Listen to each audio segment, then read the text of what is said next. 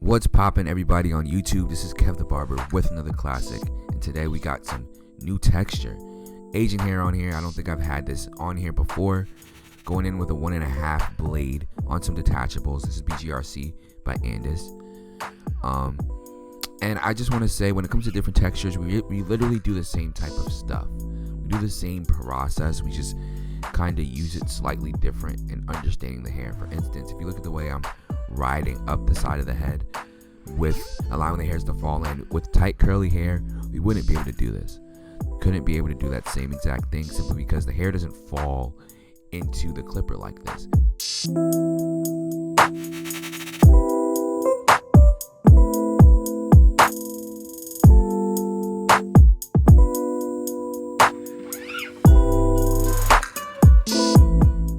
Now, the reason I'm starting with this half clip because I know that he wanted to start it off with the half, like the no guard.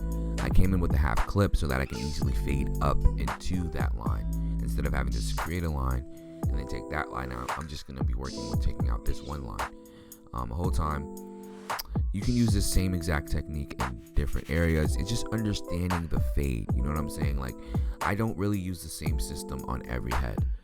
I approach it differently depending on how I feel, depending on the texture, depending on what is done. You have to be able to adapt to each certain situation, and I believe systems are used in different areas for different things. That's my philosophy, and here you can really look at how I'm coming up on top of the head on the side. But yeah, that's my philosophy.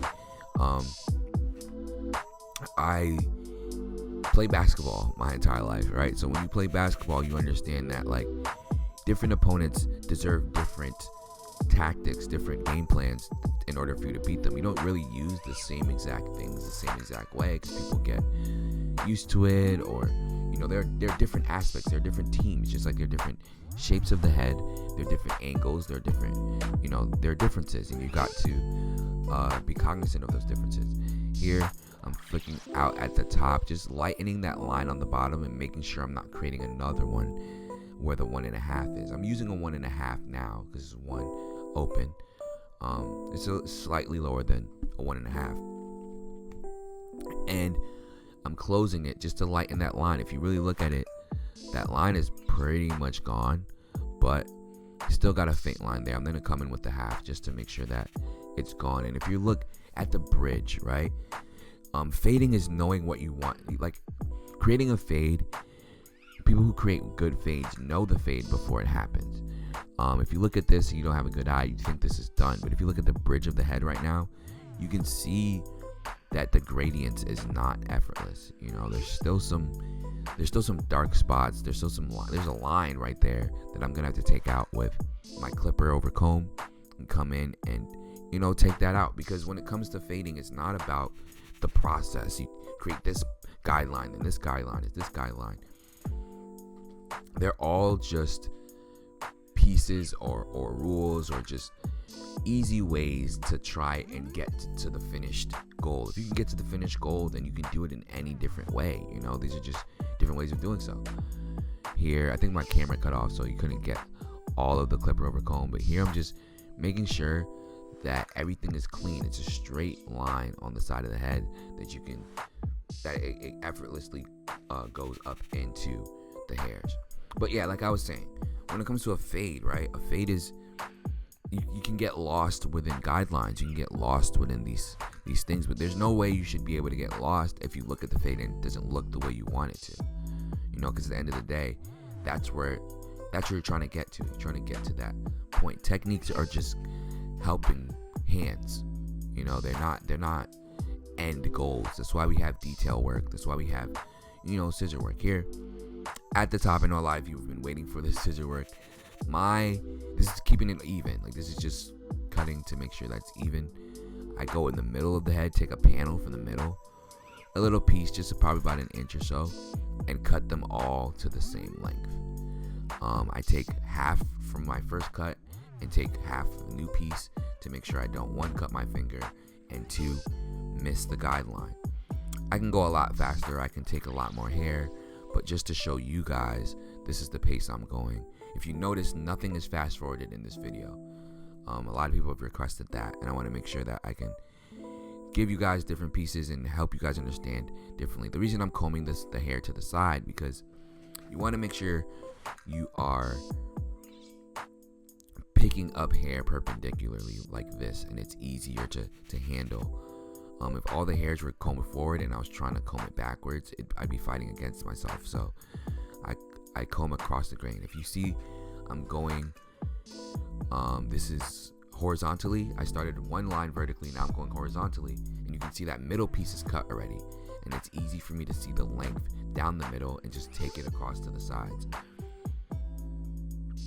Scissor work is not that difficult when it comes to understanding, but it's just the holding of the scissor, the being able to use the technique, make sure the blade is still. Those are the things you have to work on. But understanding it, make sure you understand it first. It's easy to understand, then work on the technique, and it'll all come together.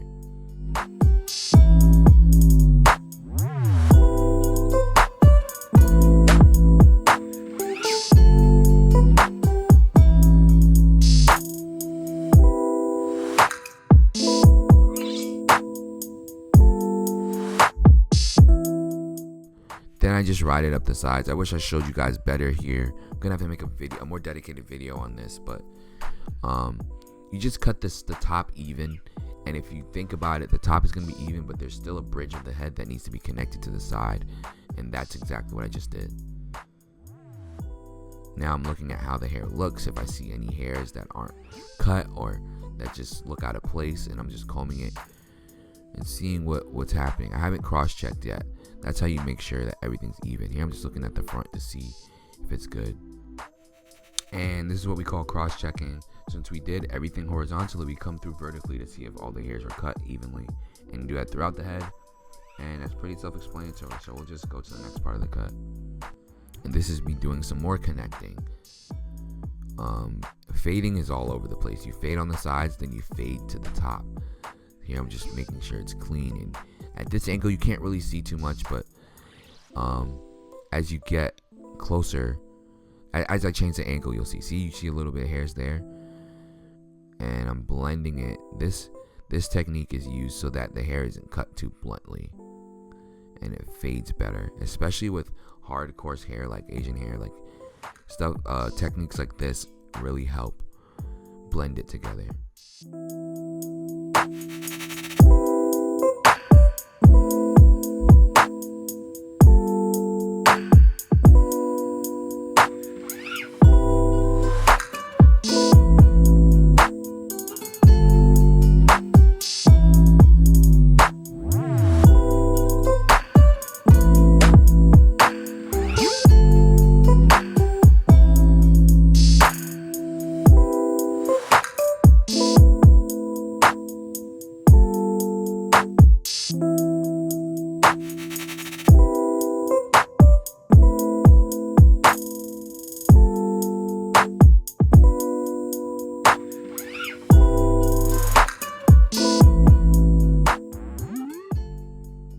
Then I do a little bit of clipper over comb to blend that bottom part into the top side part.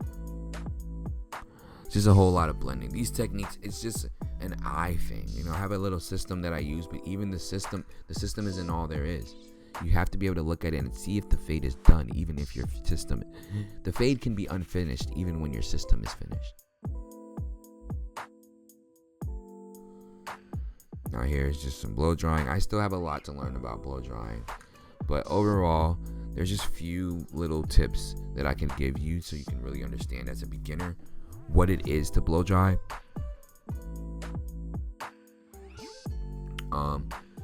For one, I've said this in other videos, but the blow dryer does two things. It dries the hair. Well, it does more than two things, but for basic purposes, it dries the hair and it blows water off. So when you're using the heating portion of it, it's heating and evaporating the hair, heating and evaporating the water off the hair while blowing it off, and that is how you get blow drying, right?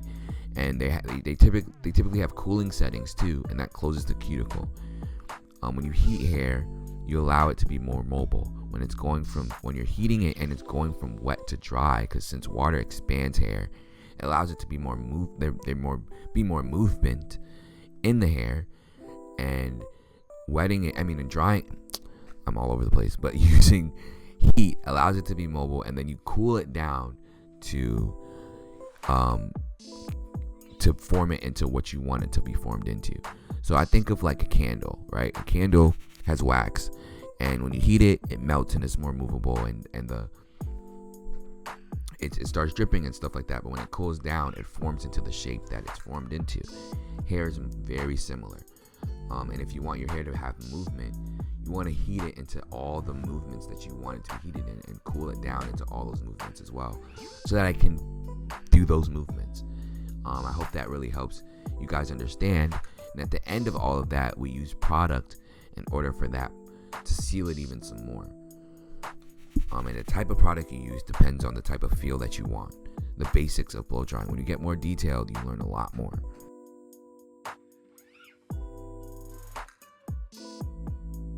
And if you look at the way its growth pattern is, the left side, if you're looking at our left, it's falling down, and on the right side is sticking up. Now here, I'm about to use some bevel blades, and honestly, I wasn't too impressed. I haven't gotten the Barber blade yet. I tried to order it like a few times and it wasn't working. I have a few things to say about this blade. Really, it's a little thick. The top blade is a little thicker than most. It's heavy, and it doesn't cut as sharp as you would want it to, or you would expect it to, for being $200. I got it for $179 at Target if you guys want to try it out. Definitely feels like a super professional clipper. It's innovative, but when it comes to functionality, it doesn't hold up to like a wahl detailer, which is like $45. And that's with this blade. I've tried different tensions. I've tried different, because it's really easy. You just screw it up or down. Like, I've tried different closeness, different gaps, I'd say, and I'm not impressed. That video is coming soon, so stay tuned for that. Here's some product. I think it's matte based. The way I apply product is just rub it into my hands, put it in between my fingers, and just comb through the hair as if my hand is just a comb, and then it just applies just like that, especially with this style. And then I come over the top and just clean it together.